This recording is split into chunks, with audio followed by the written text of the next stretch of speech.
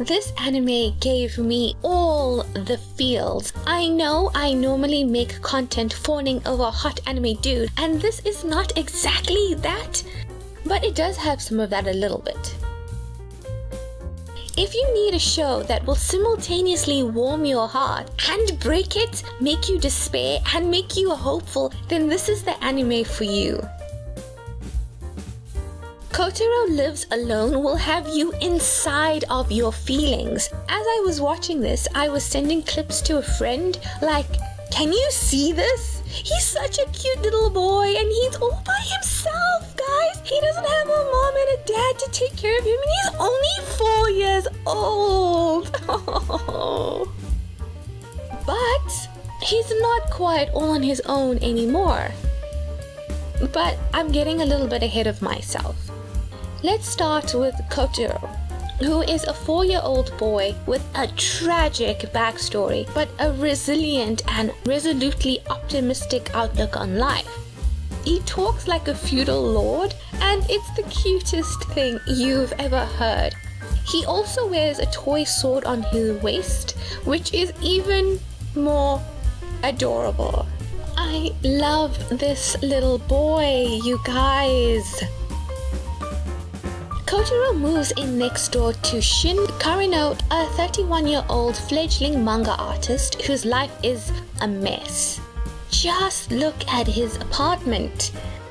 He doesn't have much zest in his life right now, to put it mildly. Other people who live in the building include Mizuki, a hostess with a problematic boyfriend, and Isamu Tamuru, a kinda shady-looking guy with a good heart and an estranged son, round about the same age as Kotaro. I'm not going to give any spoilers because this anime is brand new, so I'm just going to talk about the first episode. Kotaro buys a box of tissues for each of his neighbors. This little boy takes tissues very seriously. He even checks the ingredients firsthand before he buys them.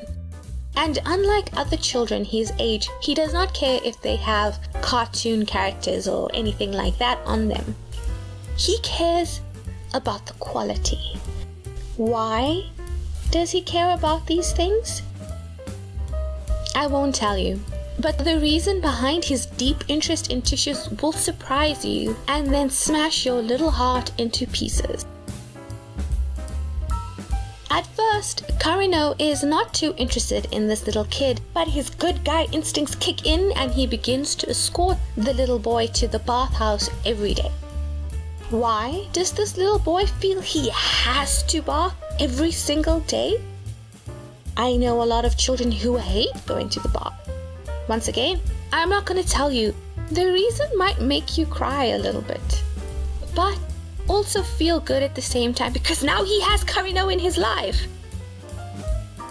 But it also feels good in a strange way because you can see the effect that his life has on the adults around him, especially Karino, who also accompanies him to the convenience store. The first time they go there together, people think they're father and son, which sends Karino into a spiral of wondering if Kotaro actually is his child. He's not. But people keep telling them that they look alike, and while they don't really, they're the only two characters with these kind of rectangle eyes, which I think goes to point out that they are the same in a different way. Not family, but something more? Something else?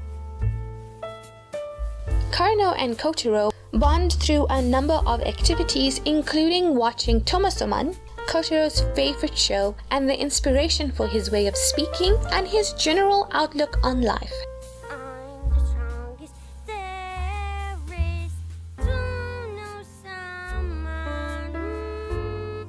When Kotaro scrapes his knees and has to disinfect it all by himself and put on his own bandages, he goes to Karino because he's a little boy and needs someone to tell him that he's done a good job.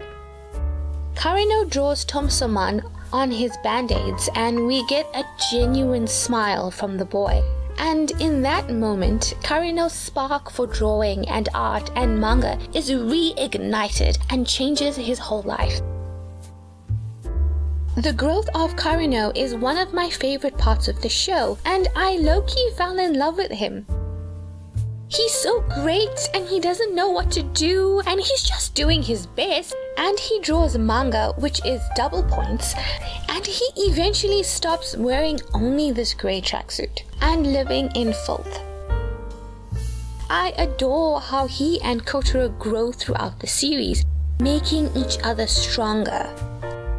And why is Kotaro so obsessed with becoming stronger? You have to watch the show to find out. Just keep a box of tissues nearby. The good quality moisturizing kind. I'm super strong and kind. You can call me Tono-san. To talk about a specific event that happens in the show, the downstairs neighbor, the gangster-looking Isamu Tamaru, invites widow Kotaro to play with him in his flat downstairs. Once they're there, the man gifts Kotaro with a Tomo-saman plushie. Tomo-saman is his favorite character in the whole world, so he takes it even though he's very suspicious of Isamu and hates how much he wants to cuddle him. Which is also very sad because you realize that Kotaro is just not used to physical contact. Anyway, Tamaru admits that the plushie was originally for his son, but he wasn't able to give it to him. Once Kotaro realizes that this plushie was not meant for him, he says that it's a lie. A lie because the intentions were for somebody else, some other little boy, and he gives it back. While he's running away back to his apartment, he asks Karino if the Tomo-saman drawings that he made on his bandages earlier were also a lie. Karino asks if Kotaro's smile was also a lie then, because he worked really hard on the drawings. And Kotaro realizes that the drawings, even though they're such a small thing, are just for him. They're for him and for nobody else, and they were done to make him feel better, for him to enjoy. And that means the world to him. Though he immediately tries to make like it doesn't matter, but it's a very sweet moment. One of many sweet moments between Kotaro and Karino. I won't say any more, but please watch this anime so we get more of it. And if you like it, I recommend March Comes In Like a Lion. When it comes to the more slice of life anime, I'm a big fan of sad lonely boy makes friends, falls in love, and discovers that life has meaning. Kotaro Lives Alone is not exactly that, but it's in the same ballpark. I hope that you enjoyed this video, and if you did, please like, share, subscribe, comment on any other videos you'd like me to do in the future. I hope you have a good day. I've been Kayla, and see you next time. Bye!